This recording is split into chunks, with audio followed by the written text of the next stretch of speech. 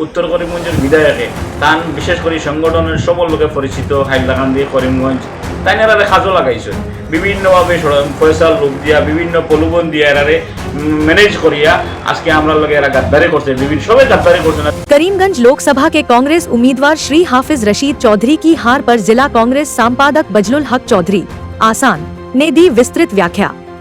Karimganj Lok Sabha seat से कांग्रेस उम्मीदवार श्री हाफिज रशीद चौधरी की हार पर करीमगंज जिला कांग्रेस के सचिव बजलुल हक चौधरी आसान ने एक विस्तृत व्याख्या दी है। उन्होंने कई अज्ञात तथ्यों को उजागर किया जो इस हार के पीछे की प्रमुख वजह हैं। बजलुल हक चौधरी ने सबसे पहले चुनावी रणनीति में हुई खामियों की ओर इशारा किया। उनके अनुसार कांग्रेस पार्टी द्वारा अपनाई गई रणनीति में कई महत्वपूर्ण पहलुओं को नजरअंदाज किया गया था जिससे विपक्ष को फायदा मिला।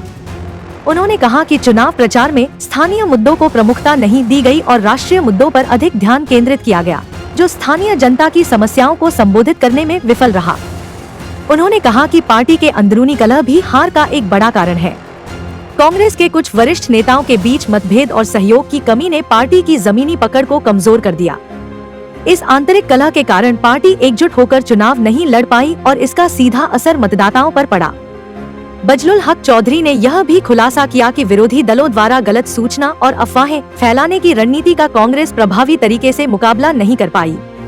उन्होंने कहा कि सोशल मीडिया और अन्य माध्यमों से फैलाई गई झूठी खबरों का प्रभाव जनता पर पड़ा जिससे कांग्रेस के प्रति विश्वास कम हुआ। उन्होंने आर्थिक संसाधनों की कमी को भी हार का एक महत्वपूर्ण कारण बताया। चुनाव प्रचार के लिए आवश्यक धनराशि और संसाधनों की कमी के चलते कांग्रेस अपने अभियान को प्रभावी तरीके से संचालित नहीं कर पाई। इसके विपरीत विरोधी दलों ने भारी मात्रा में धनराशि और संसाधनों का उपयोग करके मतदाताओं को प्रभावित किया। बजलुल हक चौधरी ने अंत में कहा कि पार्टी को अब आत्ममंथन की जरूरत है। उन्होंने कहा कि कांग्रेस को अपनी रणनीति में सुधार करना होगा और जमीनी स्तर पर अपनी पकड़ मजबूत करने के लिए नए तरीकों को अपनाना होगा। साथ ही स्थानीय मुद्दों को प्राथमिकता देकर जनता का विश्वास पुनः जीतने की दिशा में प्रयास करना होगा। इस विस्तृत व्याख्या के माध्यम से बजलुल हक चौधरी ने कांग्रेस पार्टी के लिए आत्मनिरीक्षण और सुधार के कई महत्वपूर्ण बिंदुओं को उजागर किया है।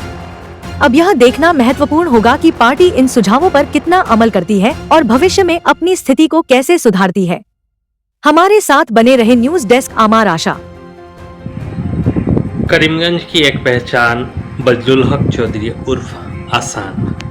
सभी लोग आपको जानते हैं कि करीमगंज में इस जो चुनावी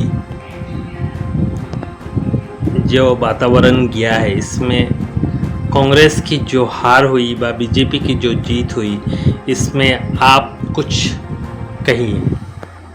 देखो करीमगंज এই সিট আপনারাও জানি এই সিট আমরা আরার কারণ হইল গিয়া আমরা অনেক বিধায়ক নাই কোনো সাংগঠনিক মেইন কারণটা হয়ে গেছে কি আমি আমার ব্যক্তিগত মত করি আমরা রিসেন্টলি মানে যে সংগঠন আছে কংগ্রেস অনেক শক্তিশালী সংগঠন আমরা আমরা আগে ভাবতাম আবার আসামের মধ্যে সবচেয়ে শক্তিশালী কংগ্রেস সংগঠন করিমগঞ্জ ছিল।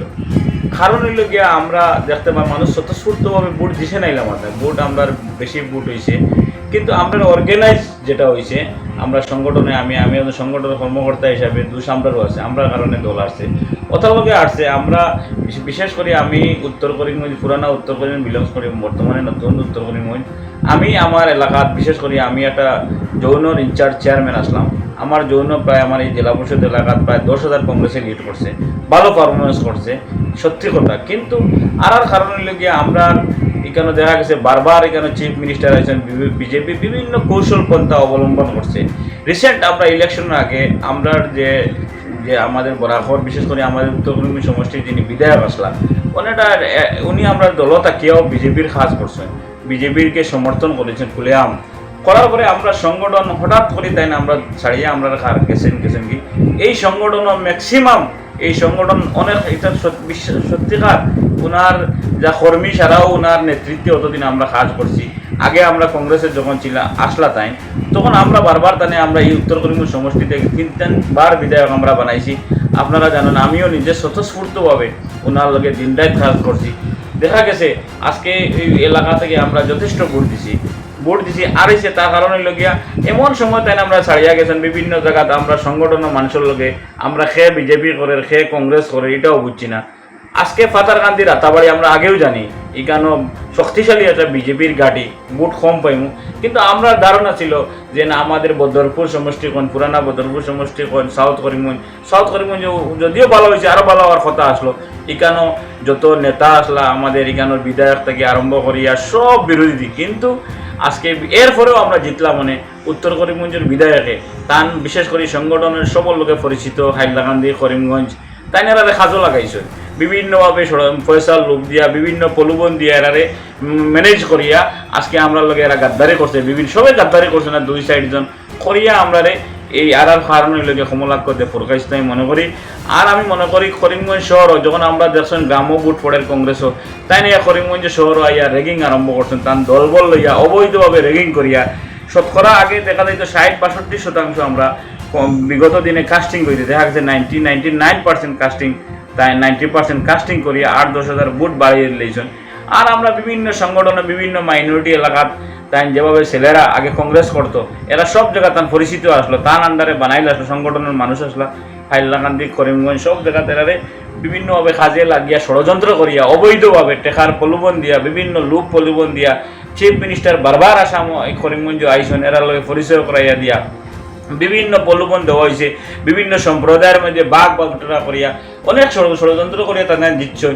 আমি এই হার মনে করি না, এটা আমরা জিত হয়েছে, ও অর্থে জিত হয়েছে। আজকে আমরা কোনো বিধায়ক আসলা না, আজকে দেখা গেছে সব বিধায়ক যতজন এমনকি এই ইউডিএফের বিধায়করাও বিজেপির হয়ে কাজ করছে। আপনারা দেখছেন হাইলাকান্দি সমষ্টির এই ইউডিএফে মাত্র 8,000 ভোট পাইছে, কিন্তু বিজেপি পাইছে 30 থেকে 35,000। যারা ইউডিএফের ওয়ার্কার আসলো, যারা আমি ইউডিএফের ওয়ার্কার কইতাম না, যারা বিধায়কের অনুগামী যারা আসলো এরা তারা নিজের মধ্যে ইউডিএফে ভোট না দিয়া বিজেপির ভোট দিছে, এর লাগে আমরা হারার কারণ হয়েছে।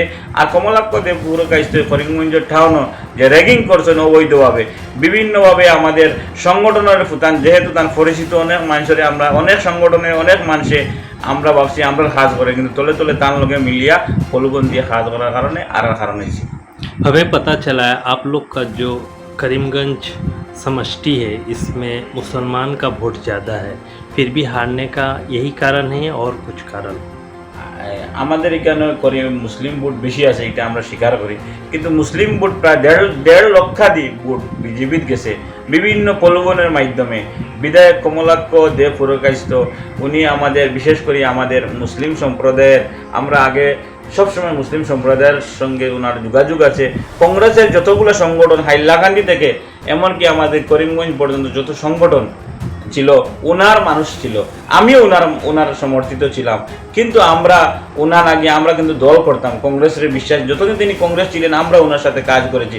আজকে দেখা গেছে হাইলাকান্দি যুব কংগ্রেস সভাপতি আমাদের যিনি ক্যান্ডিডেট ছিলেন ওনার প্রতিবাদ করেছেন, করিমগঞ্জ জেলার যুব কংগ্রেস সভাপতি বিভিন্ন সংগঠন উইংসরে আজকে বিভিন্ন কাজে লাগিয়ে অনাস্থা নিয়ে হুলস্থুল করি এটা পরিবেশ তৈরি করে বিরোধিতা করে ওদেরকে কাজে লাগিয়ে তিনি ফায়দা লয়েছেন।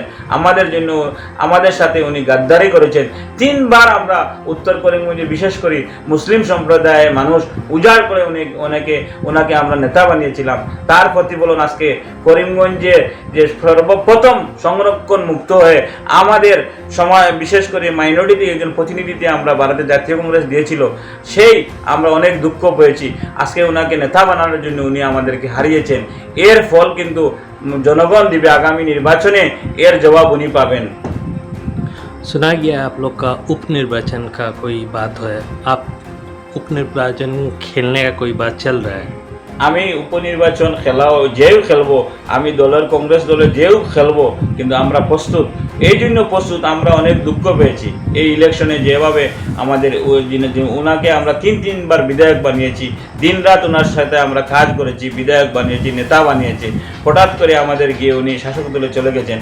এর উপনির্বাচন হলে আমরা স্বতঃস্ফূর্তভাবে কে টিকিট পেল না পেল, কংগ্রেস পার্টি যাকে টিকিট দিবে স্বতঃস্ফূর্তভাবে দিন রাত পরিশ্রম করে এই এমপি ইলেকশনে যিনি আমাদেরকে হারিয়েছেন এর বদলা আমরা প্রস্তুত। উত্তর করিমগঞ্জের জনগণ এর বদলা আমরা আগামী দিনে লবে এটা লিখে রাখুন।